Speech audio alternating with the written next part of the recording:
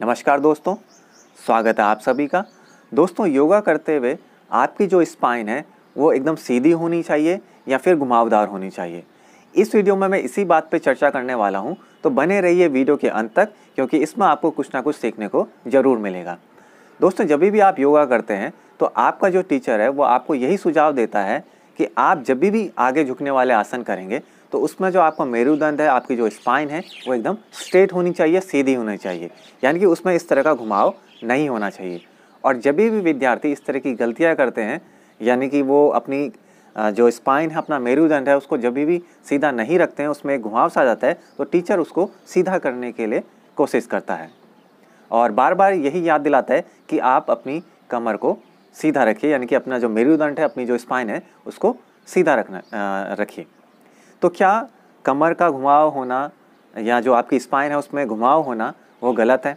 दोस्तों, अगर हम बात करें, जो हमारी किताबें हैं, जो हमारी संहिताएं लिखी गई हैं, जिनमें से एक संहिता है घृण संहिता, जो कि योग के ऊपर एक हम कह सकते हैं ग्रंथ है, उसमें जो आसन बताए गए हैं और उनमें जो इंस्ट्रक्शंस, जो निर्देश दिए गए हैं, उसमें यही दिया गया है कि जब भी आप आगे झुकने वाले आसन करेंगे, फॉरवर्ड बेंडिंग करेंगे, तो आपका जो माथा है वो आपके घुटने पर लगना चाहिए। तो उदाहरण के तौर पर मैं यहाँ पे पश्चिमोत्तान आसन को ले रहा हूँ और तब मैं इसके टेक्निकल पॉइंट्स को आपको समझाता हूँ कि दोनों में से कौन सी बात सही है। तो दोस्तों, जैसे पश्चिमोत्तान आसन में आप अपने पैरों को इस तरह से आगे ले जा लेते हैं, मैं ज़्यादा डिटेल में नहीं जा रहा हूँ।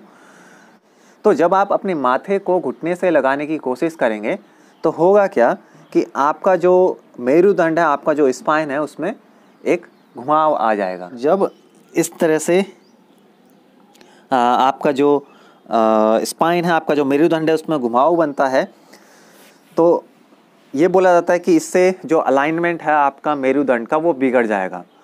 लेकिन दोस्तों, अगर आप देखें ऐसा करने पर हो क्या रहा है, जाहिर सी बात है, जब हम अपने माथे को अपने घुटने से लगाने की कोशिश करते हैं तो इस तरह से आसन को करने पर जो हमारे जो शरीर है उस पर एक अलग तरीके से प्रभाव पड़ेगा। वो क्या प्रभाव पड़ेगा? जब आप इस तरह से अपने माथे को घुटने से लगाने की कोशिश करेंगे तो आपका जो उदर है, आपका जो एब्डोमेन है, उस पर ज़्यादा दबाव बनेगा। और ऐसा करने से जब आप आगे झुकेंगे, जाहिर सी बात है आप एब्डोमेन ब्रीदिंग तो कर नहीं पाएंगे, थोड़ा यहाँ पे एक प्रेशर सा, एक दबाव सा बनेगा, जिसकी वजह से आपके जो उदर के क्षेत्र में जो भी आंतरिक अंग है, चाहे वो आपकी छोटी आंत है, बड़ी आंत है, आपका लीवर है, आपकी किडनी है, आपका स्टमक है, इन सभी पे अच्छा दबाव बनेगा और इन पर अच्छी मालिश होगी। जाहिर सी बात है पश्चिमोत्तान करने पर इनकी कार्य क्षमता बढ़ेगी, जिससे आपका पाचन तंत्र दुरुस्त होगा, आपकी जठराग्नि बढ़ेगी, लीवर अच्छी तरह से काम करेगा, ब्लड आपका प्यूरिफाई होगा, किडनी आपके अच्छी तरह से काम करेगी और उसका भी प्यूरिफिकेशन होगा। तो मेरा ये मानना है कि जब हम अपने माथे को घुटने से लगाने की कोशिश करते हैं तो ये इसके लाभ होते हैं। हालांकि जब आप अपनी कमर को सीधी करेंगे तो भी ये लाभकारी है, यही लाभ होंगे, लेकिन माथे को घुटने से लगाने पर आपको ज़्यादा लाभ होगा। लेकिन यहाँ पे तर्क यह दिया जाता है कि आपका जो मेरुदंड है, आपकी जो स्पाइन है, उसका अलाइनमेंट बिगड़ेगा।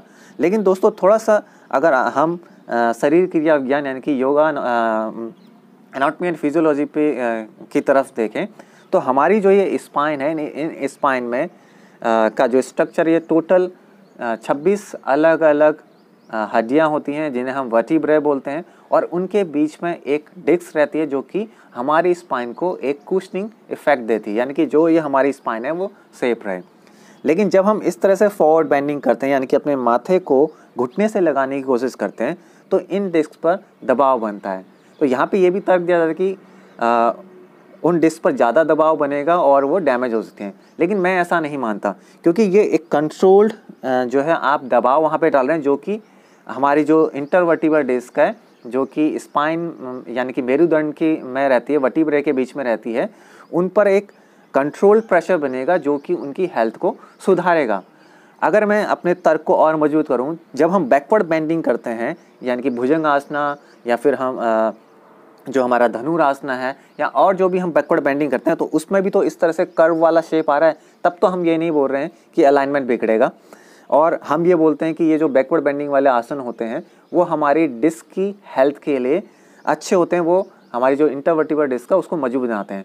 तो इसी तरह से मैं ये भी बोलना चाहूँगा कि जब आप इस तरह से फॉरवर्ड बेंडिंग करेंगे जिससे जो डिस्क है उसके आगे वाले हिस्से में दबाव बन रहा है, तो ये भी डिस्क को ज़्यादा मजबूत बनाएंगे। ठीक उसी तरह से जब हम पीछे झुकने वाले आसन करते हैं तो पीछे की तरफ दबाव बनता है डिस्क से, जो कि उसकी हेल्थ के लिए अच्छा होता है। तो इस तरह से हम एक बैलेंस यहाँ पे दे रहे हैं अपने माथे को घुटने में लगाकर और इस तरह से बैकवर्ड बेंडिंग कर कर, क्योंकि हमारे यहाँ त्रिकोणासन भी होता है जिससे हम दोनों तरफ यानी कि लेटरल साइड में दबाव बनाते हैं, या फिर ट्विस्टिंग पोस्चर। तो ये अलग अलग कॉम्बिनेशन होते हैं जिससे अलग अलग तरह से हम दबाव बना के अपनी डिस्क पर उसको मजबूत करते हैं। तो दोस्तों ये माथे को घुटने से लगाना भी गलत नहीं है, बस ध्यान ये रखिएगा कि जब भी आप इस तरह से फॉरवर्ड बेंडिंग करें तो काउंटर पोज यानी कि बैकवर्ड बेंडिंग करें। और ये तो आप नॉर्मल केस में भी बोला जाता है कि जब भी हम बैकवर्ड बेंडिंग करते हैं तो फिर बैकवर्ड बेंडिंग करने के बाद में हमें काउंटर पोज यानी कि फॉरवर्ड बेंडिंग करना होता है, ताकि हमारी स्पाइन का जो नेचुरल कर्व है वो बरकरार रहे। तो यही मेरा तर्क है। साथ के साथ इस तरह से फॉरवर्ड बेंडिंग करने पर आपका जो नर्वस सिस्टम है वो भी मजबूत होगा।